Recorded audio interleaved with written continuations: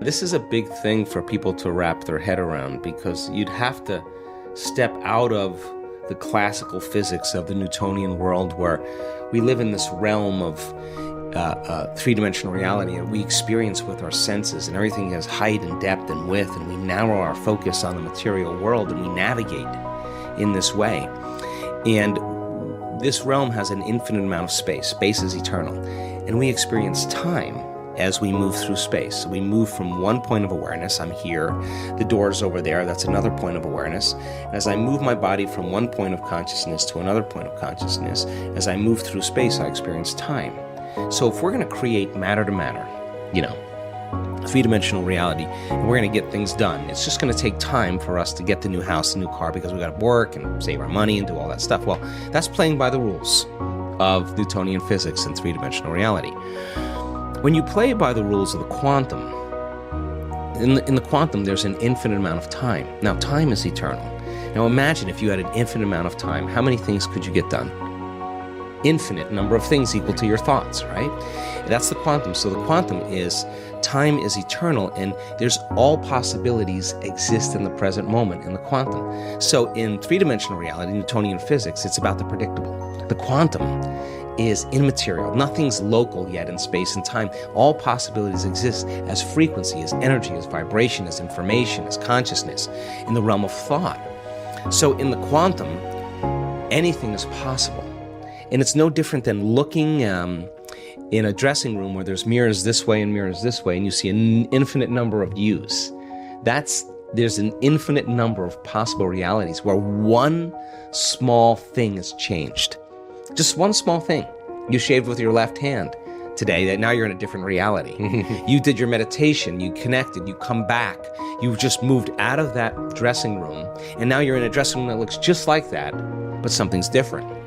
Your wife still looks the same, everybody looks the same, but all of a sudden, here's that phone call, here's that email, here's that opportunity.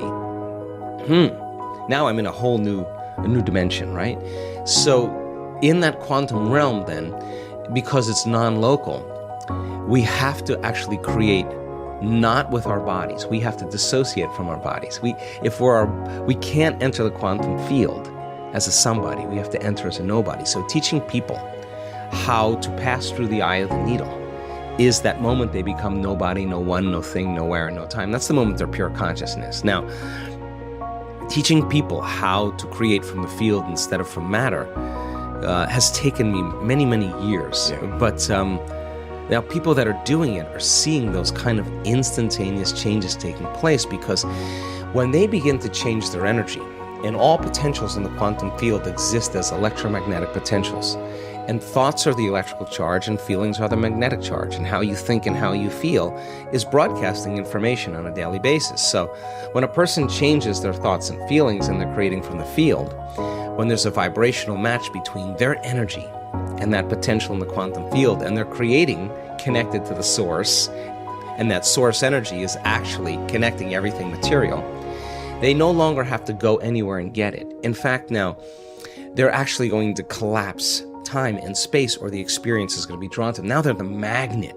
That's when they start drawing experiences to them. Now they're not going anywhere to get them. Now they're coming to them. That's when it gets fun. Well, this took me a long time, Sean, to figure out, because I think that when people are say that they want a new job, or they want a new relationship, or they want to be healthy, they're actually waiting for their health to improve to feel gratitude. They're waiting for their new relationship to feel joy and gratitude and thankfulness. They're waiting for the new career to happen. And once it happens, then they celebrate and feel gratitude.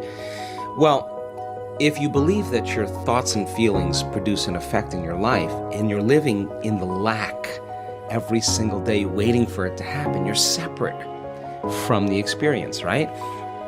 So if you think about the emotional signature of gratitude, when you are receiving something that you like, that's pleasurable, you've just gotten or received something that is pleasurable, something just happened to you, or something's happening to you that you like, you say thank you, you feel gratitude. So the emotional signature of gratitude is that something has already happened. And it is the absolute perfect state of receiving. It is the absolute state of receivership. So here's an example. A person gets a diagnosis. The diagnosis is something like cancer. The first moment they hear that word, they feel fear.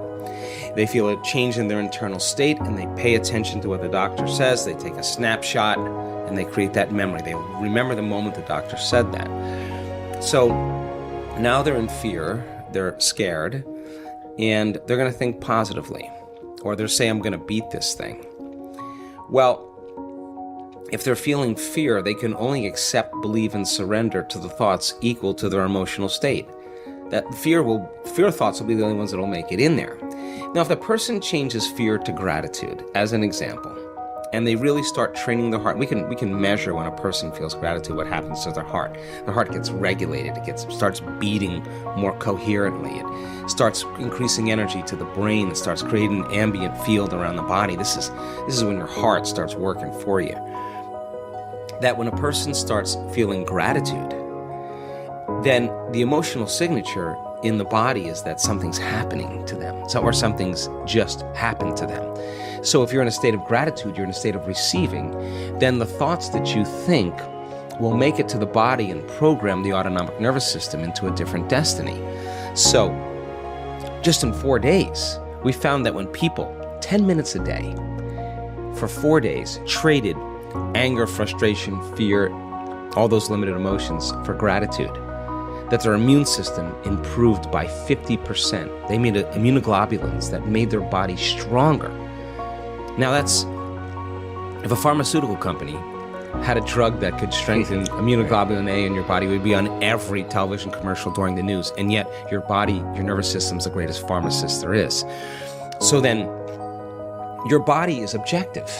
It's your unconscious mind. It doesn't know the difference between a real life experience that creates an emotion and the emotion that you're creating by thought alone. So if your body is feeling gratitude, it's believing that something's happening to you.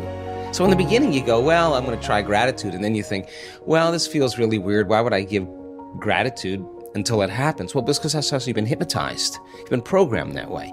But what if you change it around? The moment you feel gratitude, your healing begins. The moment you feel grateful for your life is going to change. Now you're causing an effect. So we have to embrace the emotion before it happens. Now, why? Well, let's just say you just did a great meditation and your heart is blown wide open and you feel grateful for life. Or you're connected to the emotions of your new career, your new job, your new life. If you're feeling the feeling that your new life has already happened, you wouldn't be looking for it any longer. You would be feeling like it's already happened, so you wouldn't look and be separate from it. You would feel connected to it. And then if you lost it and you started feeling angry because of traffic, I'd say, oh my God, you're back to the unconscious program again of allowing something outside of you to control your feelings and thoughts. You're back to that victimization program. So then when you start playing this game and you catch yourself and you self-correct and you get back into gratitude and feeling it, then your body is no longer preoccupied with when it's going to happen or where it's going to happen. If you feel it, it feels like it's already happened. So that's the moment you're no longer separate from it. That's the moment you start drawing or magnetizing experiences to you.